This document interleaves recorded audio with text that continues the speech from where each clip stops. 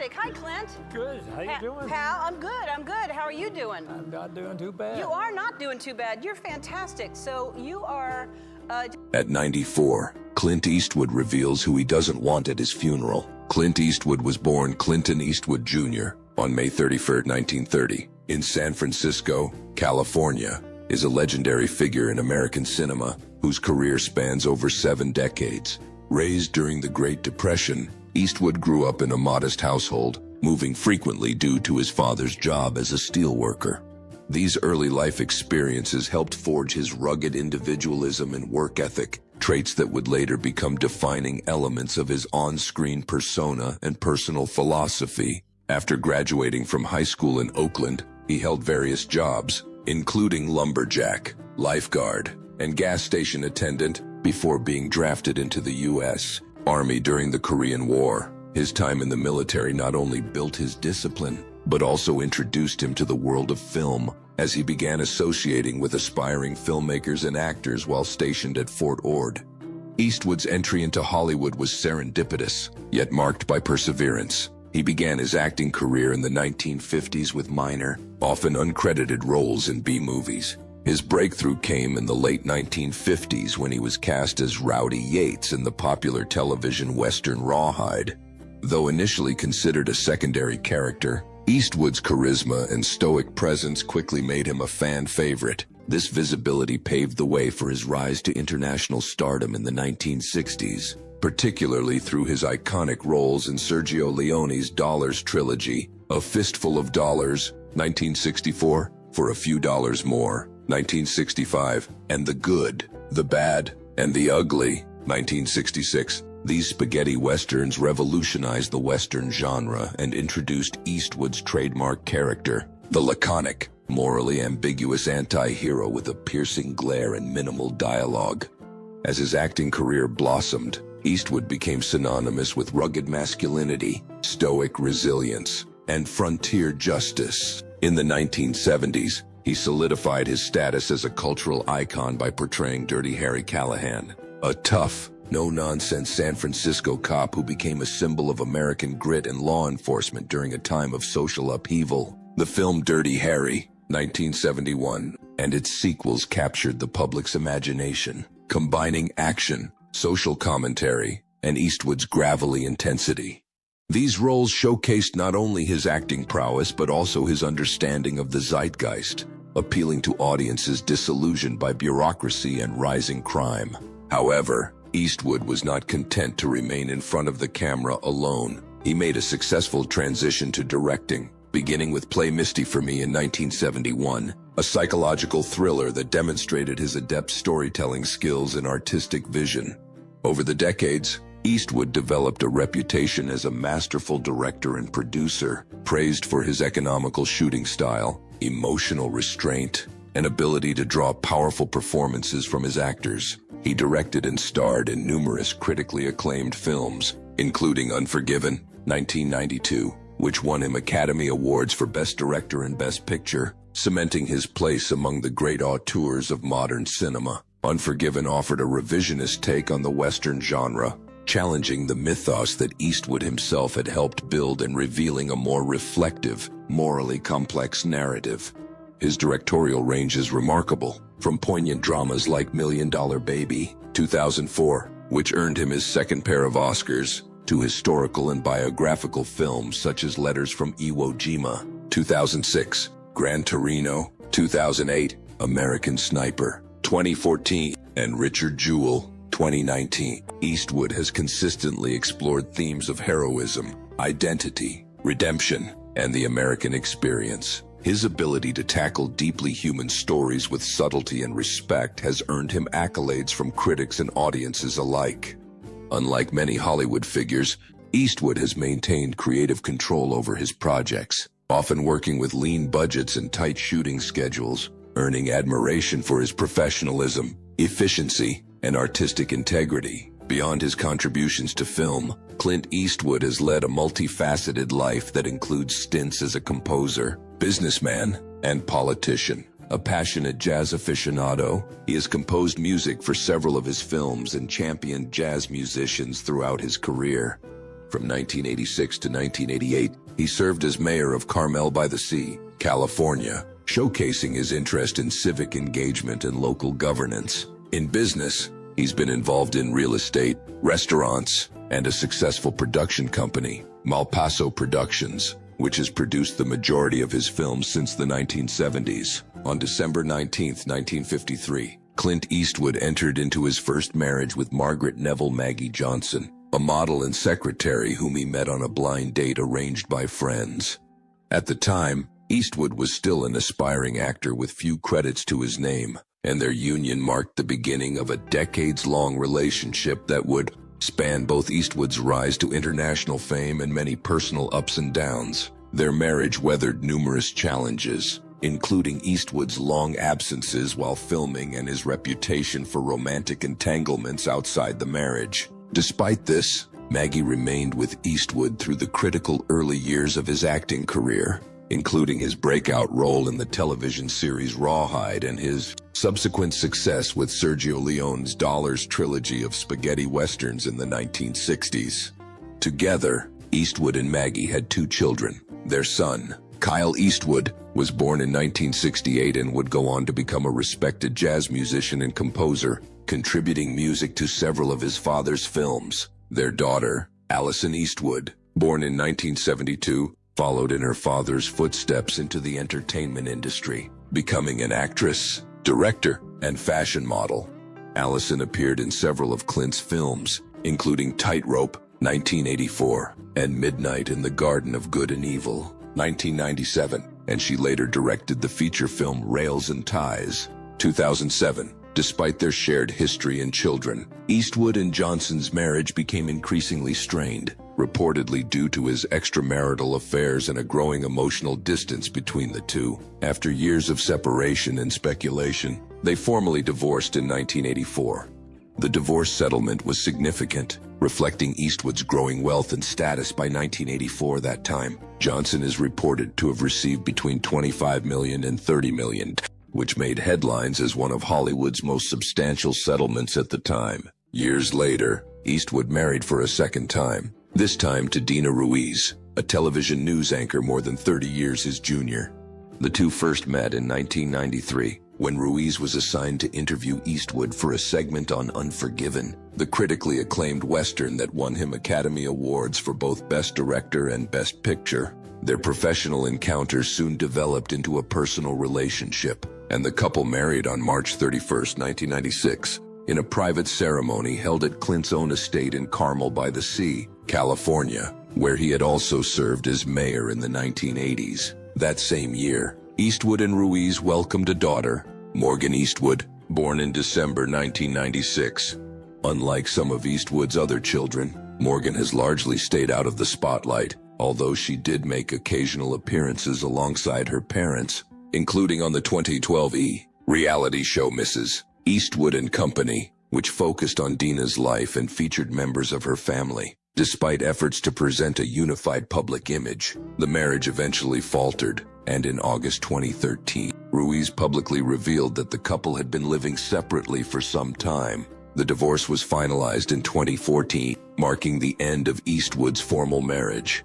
Throughout his life, Clint Eastwood has been known not only for his iconic film roles and directorial achievements, but also for his complex personal life, particularly his relationships and children. In addition to Kyle, Allison, and Morgan, Eastwood is known to have fathered at least 5 other children with various women, although he has never publicly confirmed the total number of his offspring. Among them are Kimber Lynn Eastwood, born in 1964 from an earlier relationship with dancer Roxanne Tunis, and Scott Eastwood, born in 1986, who has built a successful acting career of his own and closely resembles his father in both appearance and screen presence.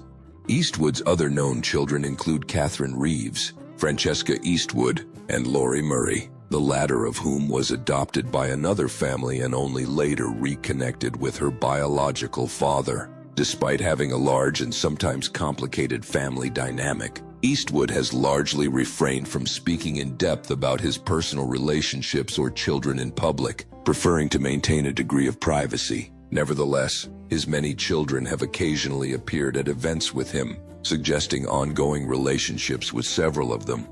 The mystery surrounding his exact number of children and the timeline of his relationships has only added to Eastwood's enigmatic public image, reinforcing his persona as a private man of few words, even off-screen. At 94, Clint Eastwood reveals who he doesn't want at his funeral. Now a towering 94 years old, legendary actor and director Clint Eastwood has spent over 7 decades building one of the most formidable careers in Hollywood history.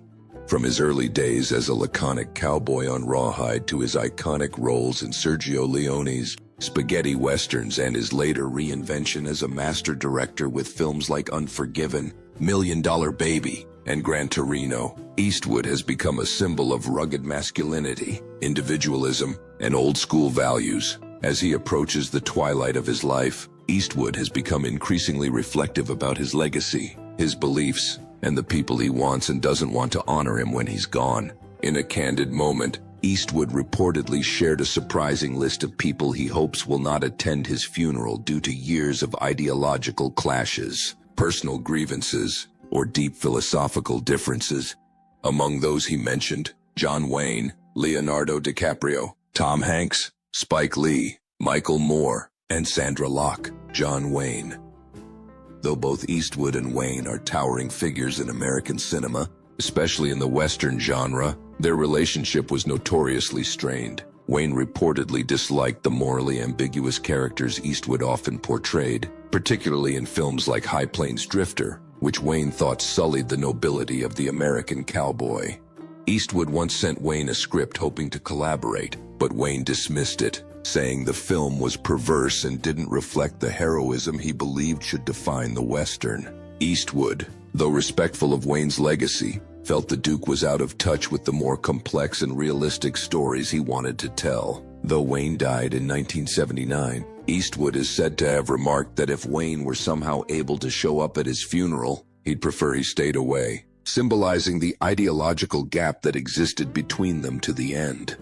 Leonardo DiCaprio. While both men have worked with Martin Scorsese and are Oscar-winning powerhouses in their own right, Clint Eastwood reportedly finds DiCaprio's outspoken climate activism and political stances grating. Eastwood, who has long identified as a libertarian with conservative leanings, once criticized Hollywood elites for being too politically correct and obsessed with virtue signaling. DiCaprio, known for his high-profile environmental speeches at the United Nations and his private jet travel, which critics call hypocritical, represents to Eastwood the kind of Hollywood hypocrisy he's grown increasingly weary of.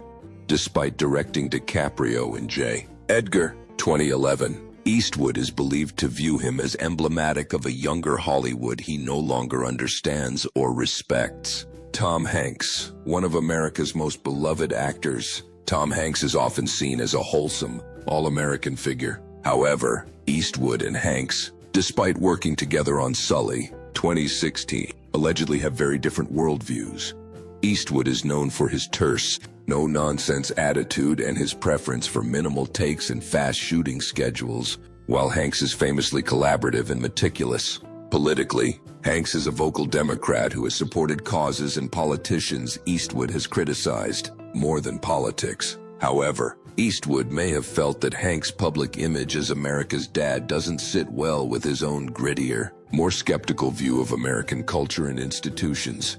Hanks' presence at his funeral, he supposedly remarked, would feel out of tune with the hard edges of the life he led. Spike Lee. There's no love lost between Eastwood and director Spike Lee, who publicly criticized Eastwood in 2008 over his war films of Our Fathers and Letters from Iwo Jima, accusing him of failing to include black soldiers in depictions of World War II. Eastwood fired back, arguing that historical accuracy had dictated those casting choices, and accused Lee of shutting up rather than stirring unnecessary controversy.